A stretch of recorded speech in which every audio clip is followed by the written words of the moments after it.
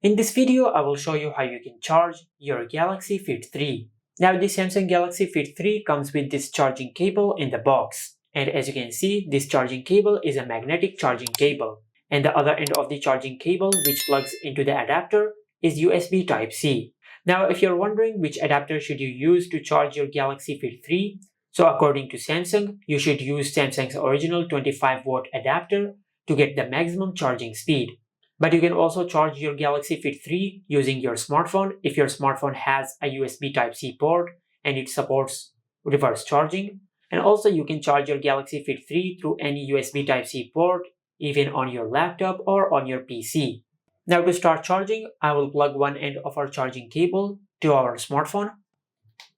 Now just attach these two pins on your charging cable to the two dots at the back of your Galaxy Fit 3.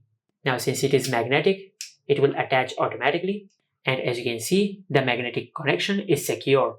And if you check your Galaxy Fit 3, as you can see, it is charging.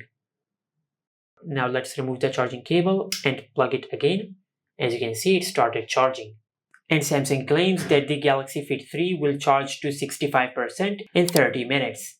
And a 100% charge will last you up to 13 days. And this is how you can charge your Galaxy Fit 3. Make sure to like, comment, and subscribe. Thank you for watching.